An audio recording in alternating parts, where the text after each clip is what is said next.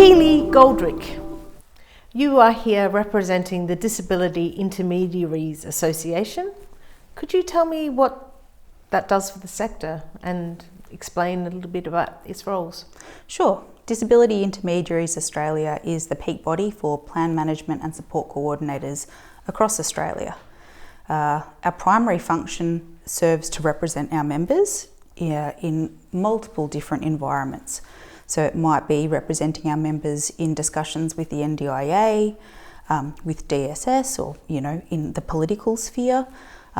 Also represents our sector amongst other peak bodies and professions that support people with disabilities. And when you say members, who are your members? Members are support coordinators and plan managers.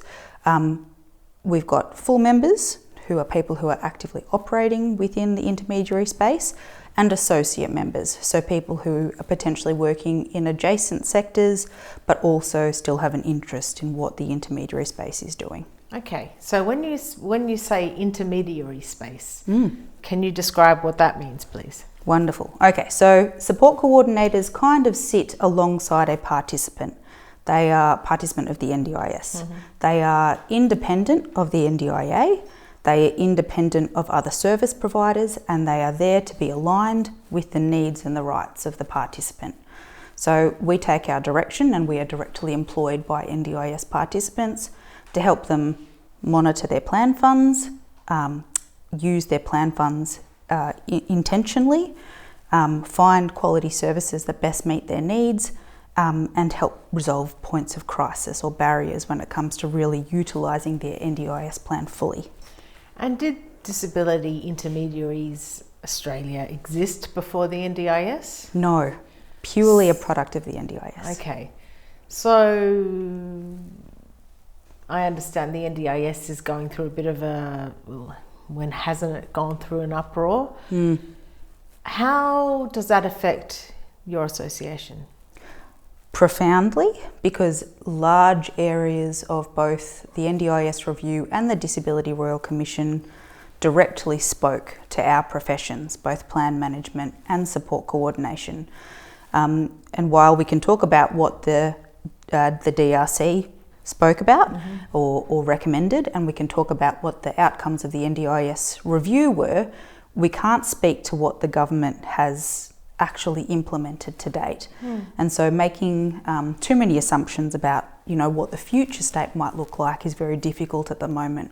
And certainly for our sector, it's pretty anxiety provoking because you're not really sure what the next 18 months, 2 years are actually going to look like. And looking at the DRC, out of 200 and what recommendations, they okayed 13 or something crazy like that? It was pretty disappointing, obviously, but at the same point, there was the government did accept a lot of recommendations in principle rather than fully accepted fully those 13.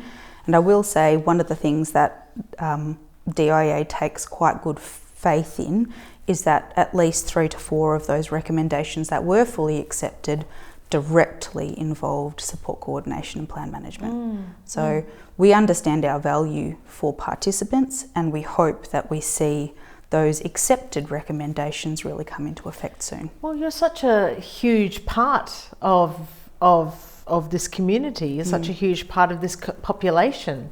Can you explain how Disability Intermediaries Association assists neurodiverse clients?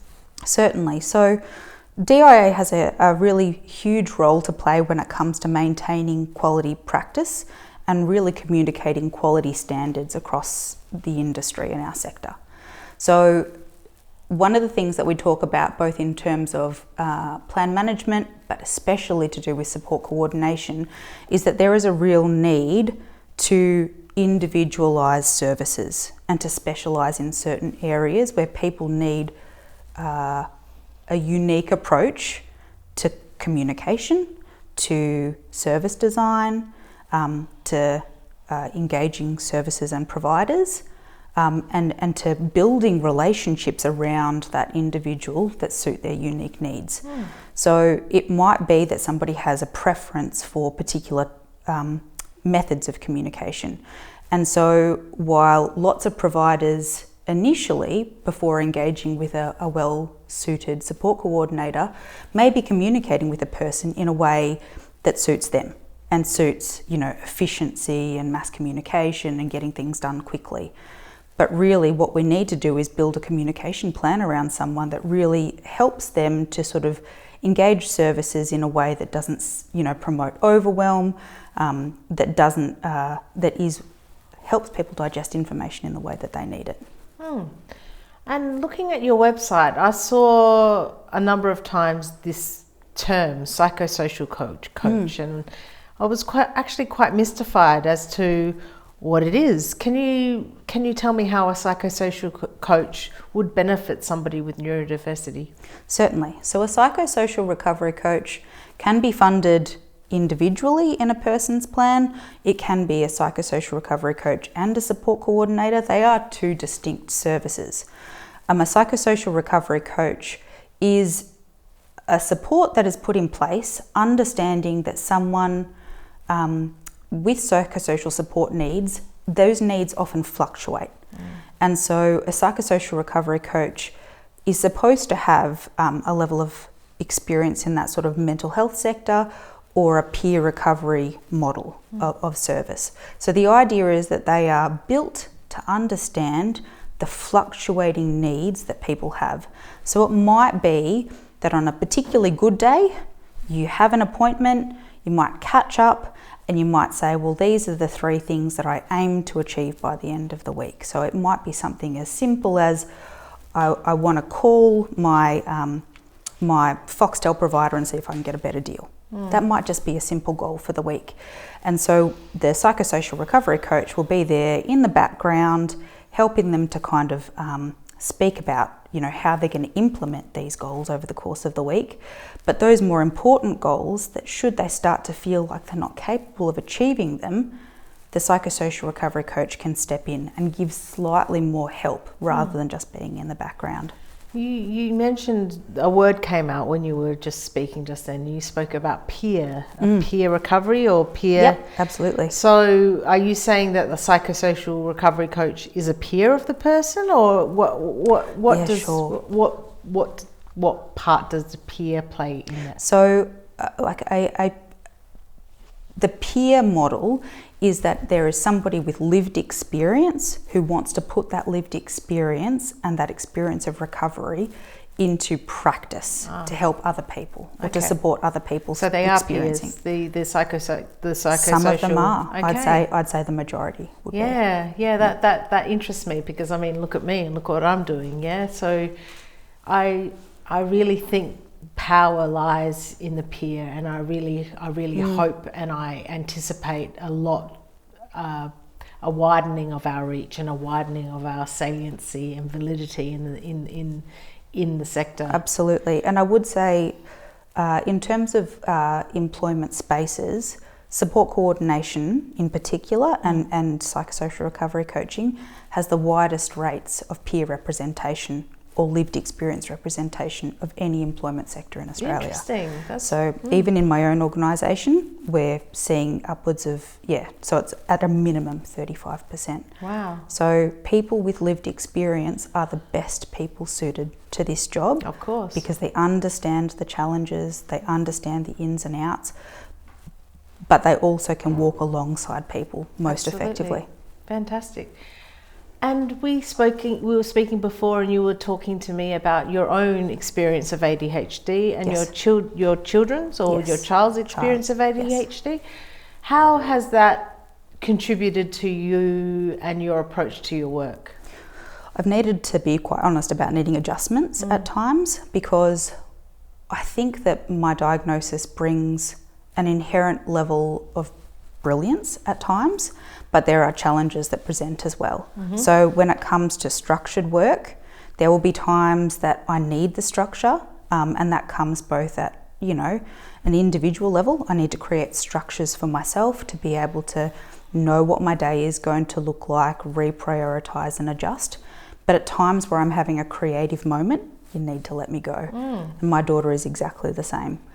The other thing is that I need to be honest with the people that are alongside me around areas if I start to feel pressured or burnt out, overwhelmed. Yes. Yep. Yeah. So if there's somebody who, you know, I trust and there's somebody who knows me well enough, if they can kind of start to see that I'm flaking a little bit, we'll go for a walk outside, just get some fresh air, some natural light, you know, those basic things that help us all to get grounded and be human again. Totally. So you've stepped into this role. There was some sort of restructure or something, or the person stepped away, or something much more pleasant than that. No. So Jess Harper is our normal CEO at DIA. I'm a board member normally, but he had a baby, and so he's on paternity leave. Oh, wonderful. My usual role is as a CEO of a support coordination agency. Okay, so how have you found stepping into this role? Has it? Tell me about that experience. I love it. It's for me, the appreciation that I am growing for many more areas of our sector has been huge. So support coordination obviously is my bread and butter. It's something I feel so deeply passionate about. Maintaining quality standards, making sure that we're advocating for our participants, but also for the profession. That's always been fairly well bedded down for me. The other part of things is understanding the unique challenges that both plan managers and psychosocial recovery coaches face. Plan managers have an exceptionally challenging job because they really are expected to carry a lot of decision-making responsibility when that's not always their burden to bear. So what I have loved is being able to liaise with the agency to help bring a level of understanding that both of us are in this for the same reasons. We want to see consistent, high quality care and support for people who need it. But when we're not talking to each other and not communicating effectively, then problems can arise. Thank you. No Thank worries. you for speaking to me about the work, the important work that DIA does, and thanks for your clarity and your willingness to come and talk on the show. Anytime, Eva. I'm very happy to be here. This is excellent. Thank you very much for being on the show. No worries. Thank you. Dajobu? You cut.